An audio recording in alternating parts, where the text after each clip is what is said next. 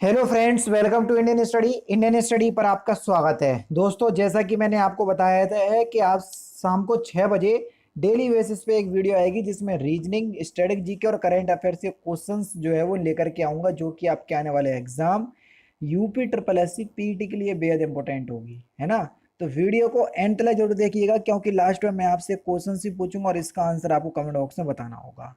ठीक है। पहला क्वेश्चन रीजनिंग से स्टार्ट हो रहा है कि निम्नलिखित में से कौन सा भिन्न है, उसको आपको चुनना है। देखो, दर्शन, भौतिकी, राजनीतिक विज्ञान और इतिहास। तो आपको बताना है कि इसमें कौन सा जो है वो भिन्न है। देखो, भौतिकी के अतिरिक्त यानी कि इसके अतिरिक्त शेष तीनों जो है वो कला क्षेत्र के विषय हैं, जबकि भौतिकी एक विज्ञान का विषय है। दर्शन शास्त्र, राजनीति विज्ञान और इतिहास, ये सभी जो है वो कला क्षेत्र के विषय हैं, जबकि भौतिकी जो है वो विज्ञान क्षेत्र का विषय है। दूसरा ऑप्शन बिल्कुल करेक्ट हो जाएगा।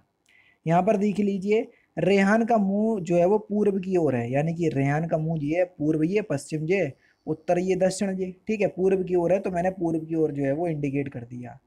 अब मुझे कह रहा है कि 90 डिग्री वामावर्त। वामावर्त का मतलब होता है एंटी क्लॉकवाइज। क्लॉक ऐसे घूमती है, इसका उल्टा एंटी क्लॉकवाइज ऐसे हो जाएगा। 90 डिग्री आता है, यानी कि ऐसे आएगा 90 डिग्री, तो ये यहाँ पर आ गया। ठीक है। फिर 180 उसी दिशा में घूमता है। 180 डिग्री उसी दिशा में, किसी दिशा में, जिस दिशा में ये आ रहा है, यानी कि वामावर्त ही वो 180 घूम रहा। तो 180 घूम जाएगा तो वो कहाँ आ जाएगा, फिर ये दक्षिण की तरफ इसका मुंह आ जाएगा। ठीक है। ठीक है सर। वो कह रहा है अंत में 45 डिग्री दक्षिणावर्त। दक्षिणावर्त का मतलब होता है क्लॉकवाइज। ठीक है। तो 45 डिग्री दक्षिणावर्त घूमता है। देखो, अभी यहाँ पर था, अब क्लॉकवाइज जाएगा तो ऐसे जाएगा, तो यहाँ पर आ जाएगा इसका मुंह। ठीक है। तो ये इसका चेहरा आ गया। तो वो कह रहा है अब उसका मुंह किस दिशा में है। देखो, यहाँ पर क्या था, पश्चिम, यहाँ पर क्या था, दक्षिण। तो दक्षिण पश्चिम की दिशा इसकी है, तो तीसरा ऑप्शन बिल्कुल क्या हो जाएगा सर, करेक्ट हो जाएगा। ठीक है, दक्षिण पश्चिम। अब यहाँ पर देख लीजिए क्वेश्चन नंबर 48 में कथन है कि एक अच्छी पुस्तक महंगी महंगी होने पर भी बिक जाती है।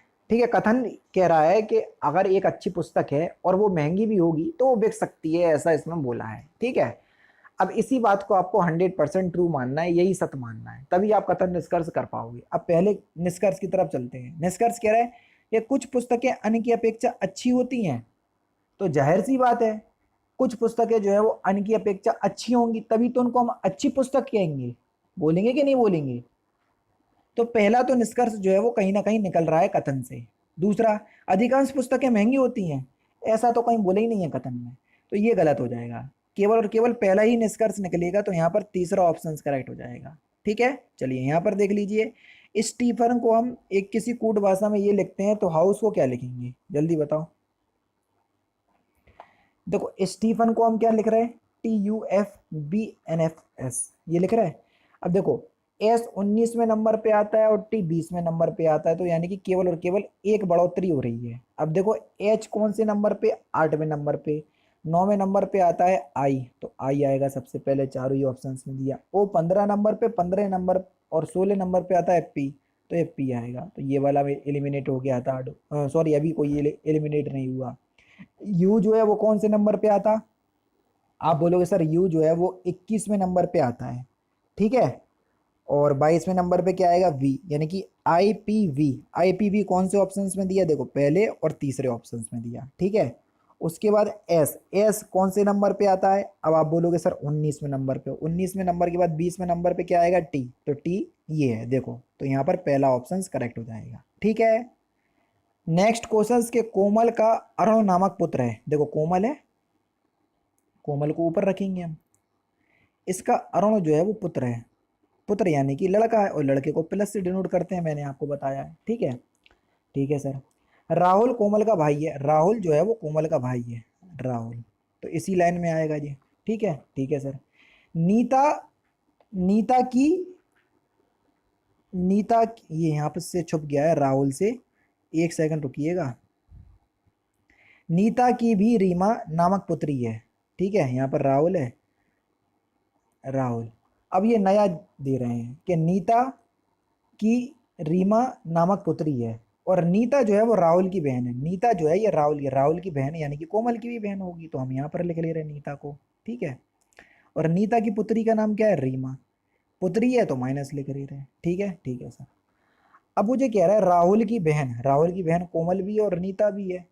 अरुण का राहुल चलो यहाँ पर कह रहा है अरुण का रीमा के साथ क्या संबंध है। अरुण अरुण कहाँ है, ये है। रीमा कहाँ है, रीमा रीमा ये है।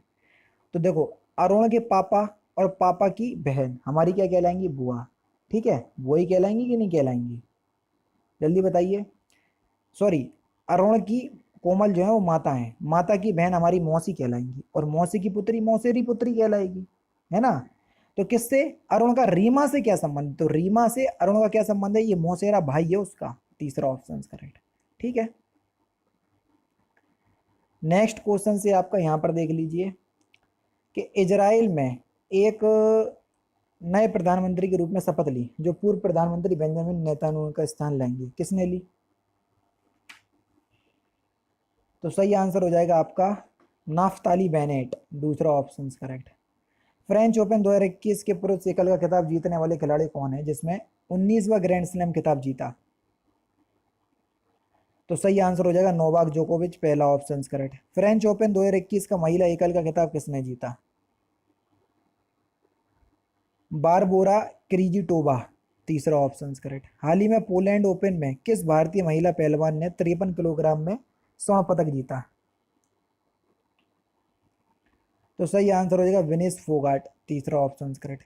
हाल ही में किस अंतर्राष्ट्रीय बॉक्सर यानी कि अर्जुन पुरस्कार एवं पद्मश्री से सम्मानित सन एवं 1998 एशियाई खेलों के स्वर्ण पदक विजेता का निधन हो गया। तो सही आंसर हो जाएगा आपका डिंको सिंह। इंग्लैंड के किस क्रिकेटर ने देश के लिए सर्वाधिक मैच खेलने का रिकॉर्ड बनाया। सही आंसर हो जाएगा जेम्स एंडरसन, दूसरा ऑप्शन करेक्ट। किस राज्य सरकार ने मुख्यमंत्री किसान मित्र योजना जिसके अंतर्गत कृषि उपभोक्ताओं को प्रत्येक महीने 1,000 रुपये अनुदान देने का प्रावधान है के रूप में मंजूरी दी, किस राज्य सरकार ने। राजस्थान, चौथा ऑप्शन करेक्ट। हाल ही में गूगल पर 26.8 करोड़ डॉलर लगभग 1950 करोड़ रुपए का जुर्माना लगाया। यह जुर्माना किस देश के प्रतिस्पर्धा रोधी प्राधिकरण ने लगाया। तो सही आंसर होगा फ्रांस। नेक्स्ट क्वेश्चन, किस देश को संयुक्त राष्ट्र आर्थिक एवं सामाजिक परिषद के लिए वर्ष 2022-24 की अवधि के लिए चुना गया। भारत देश, तीसरा ऑप्शन करेक्ट। अमेरिकी अंतरिक्ष एजेंसी नासा किस ग्रह पर वर्ष 2028 से 2030 के मध्य 2 अभियान भेजेगा। तो सही आंसर हो जाएगा आपका शुक्र ग्रह, दूसरा ऑप्शन करेक्ट हो जाएगा। गुलामगिरी नामक पुस्तक निम्नलिखित में से किसने लिखी। तो सही आंसर हो जाएगा आपका ज्योतिबा राव फूले ने, पहला ऑप्शन करेक्ट। अर्थशास्त्र का नोबेल पुरस्कार किसके द्वारा दिया जाना आरंभ हुआ।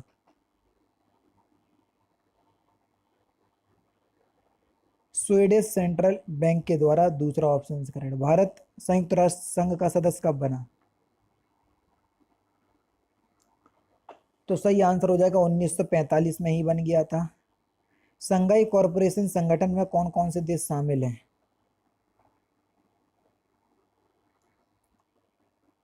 चीन, रूस, कजाकिस्तान, उज्बेकिस्तान। तजाकिस्तान और किर्गिस्तान, पहला ऑप्शन बिल्कुल करेक्ट हो जाएगा। नेपाल की पड़ोसी भारतीय राज्यों का युग्म कौन सा है। सिक्किम और बिहार, दूसरा ऑप्शन बिल्कुल करेक्ट हो जाएगा। विश्व के किस क्षेत्र को आप बुशमैन के से संबंध करेंगे। कारारी, चौथा ऑप्शन करेक्ट। देश में प्रथम कृषि विश्वविद्यालय की स्थापना किस वर्ष हुई थी। 1960 में, दूसरा ऑप्शन करेक्ट। राष्ट्रीय खेल दिवस कब मनाया जाता है।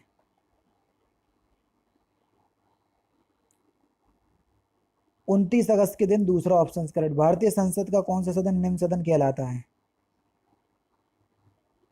लोकसभा को निम्न सदन कहते हैं। और लास्ट क्वेश्चन के किस भारतीय राज्य को 5 नदियों की भूमि कहा जाता है। तो इस क्वेश्चन का आंसर आप मुझे कमेंट बॉक्स में बताएंगे।